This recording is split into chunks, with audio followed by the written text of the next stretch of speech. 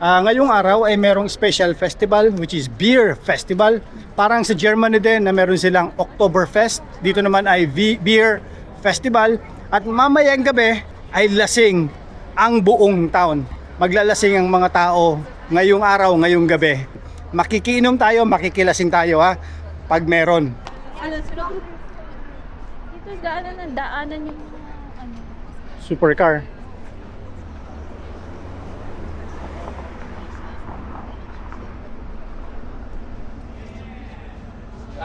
I get to that say, it took 3 months to rescue me. Why am I going to miss it?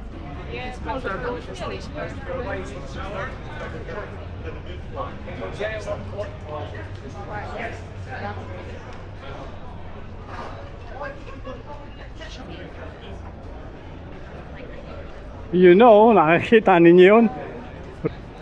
Ayun no.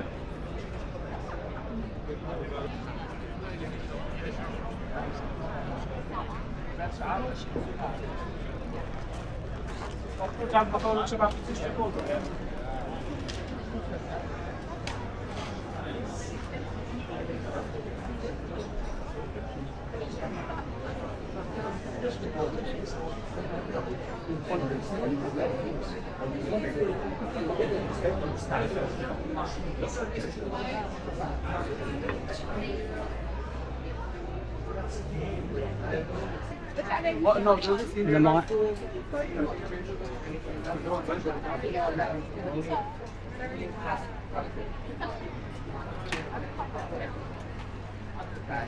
Yes.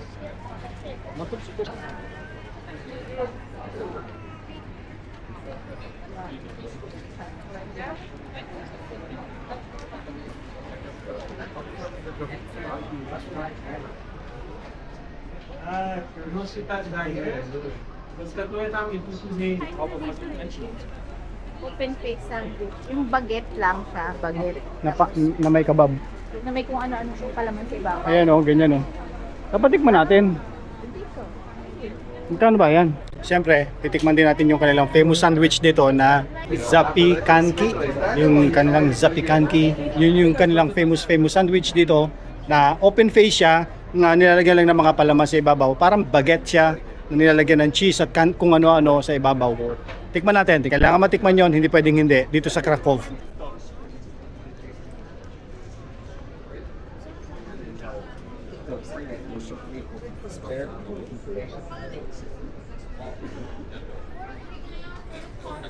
Diba?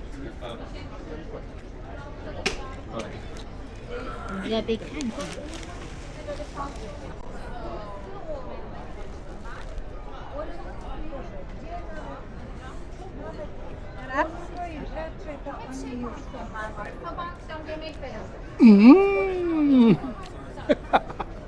Sarap! Blood sausage ba to? Normal sausage lang. Hindi blood sausage. Sarap! Zapiekanski. Tikman nyo to. Sarap. Ang open face sandwich ng Poland. Sarap. Mas na-enjoy namin yung unang punta na, ay yung ngayong pangalawang punta namin dito sa Krakow kasi mas relax at mas kabisado na namin yung city. Hindi kagaya nung mga unang punta namin dito na para kaming alam niyo yung fast face lahat ng bagay at kailangan lahat ay makita namin at kailangan lahat ay yung taranta kami lagi, yung taranta kayo lagi sa isang lugar dahil hindi pa ninyo alam yung mga pasikot-sikot. Ngayon mas na-enjoy namin kasi mas easy, mas naging easy sa amin yung mga bagay-bagay. Mas nalakad namin siya, basta mas maganda ngayon. Mas na-enjoy namin siya.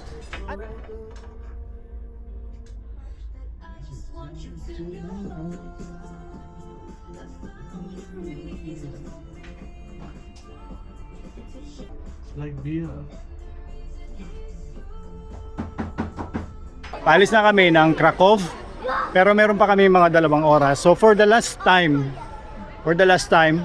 no, bago kami pumunta ng airport, ay inabutan pa namin tong kanilang Dragon Festival. Ito yata yung Dragon Festival na nakikita namin sa website. Kasi may mga dragons, may mga bata, may mga ano. So magkakaroon ng Dragon Parade. Tingnan natin para makita ninyo. Tingnan natin dun sa may dulo doon, ha?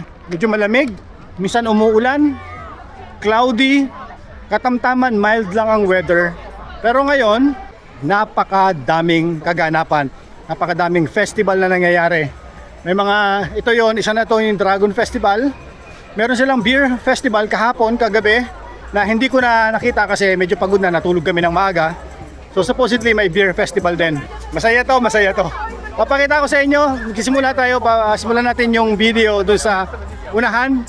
At papakita ko sa inyo hanggang magsimula itong parade. No, dito sa Krakow ay famous ang dragon. Meron silang dragon dito na famous, which is si Smok Wawelski. Yun yung kanilang dragon dito.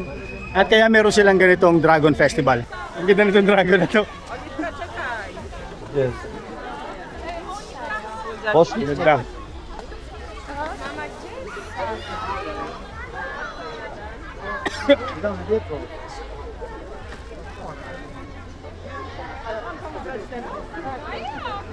Nice dragon. So dito tayo sa side sa pinakaunahin din. May mga dragon pa dito sa unahan. Tingnan din natin.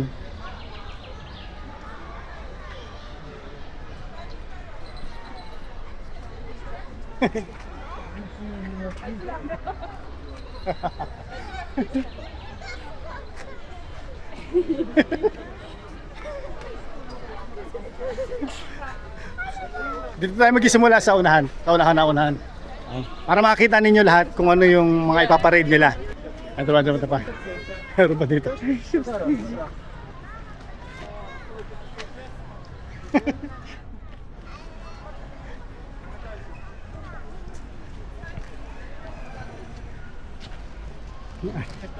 Cute.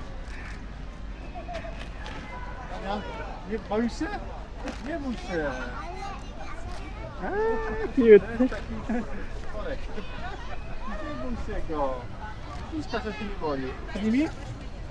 Supposedly papunta na kami ng airport eh. Dito sila nagsimula sa ano, ito yung Wawels Hill at saka yung Wawels Castle. Diyan siya. Okay, so dito sila nagsimula sa may ibaba.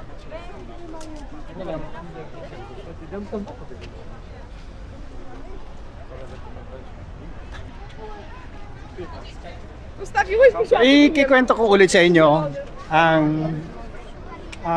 Krakow, kung bakit naging famous ang dragon dito. Okay.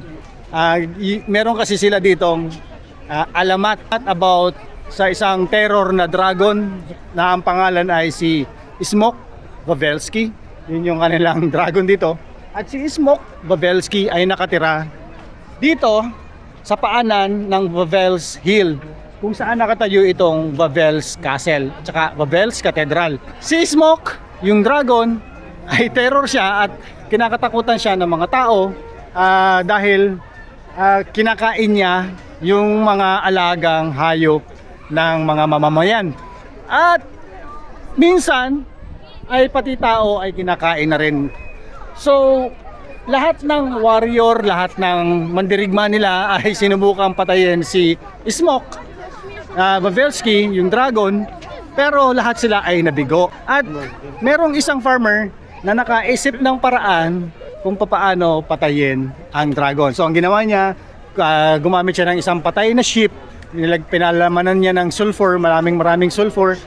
At dahil doon, laging uhaw yung dragon. At dahil doon, dahil lagi siyang uhaw, inom siya ng tubig hanggang siya ay mamatay. At parang nag-explode siya dahil sa dami ng tubig na iniinom niya. Yun yung isang alamat, maigsi lang yung kwento ko, pero yun yung main story ng dragon. Kaya nagkaroon sila dito ng kaya naging famous dito ang dragon na si Smok. Kaya nagkaroon ng Wawels Hill, kung saan nakatayo ang Wawels Cathedral at saka ang Wawels Castle. Yung Wawels Castle ay yun yung dating tirahan ng mga hari at reyna noon, at doon din kinoronahan ang unang hari ng Poland. So yun ang story, kaya famous ang mga dragon dito. Okay, hindi na natin mahihintay yung parade kasi uulan at siguradong pag umulan, delikado, mababasa tayo at wala tayong time para magpalit at walang lugar para magpalit ng tuyong damit. Kaya gagawin namin, sasakay na kami. Hindi na natin hihintayin yung kanilang parade. Hindi ko na rin maipapakita sa inyo yung parade. Sorry, kala ko maipapakita ko sa inyo pero hindi na. Pupunta na tayo ng airport. Yun lang sa ngayon. Gusto ko lang, maipakita ko lang sa inyo yung kanilang preparation nung supposedly Dragon Parade na yun. Yun lang, short video and enjoy.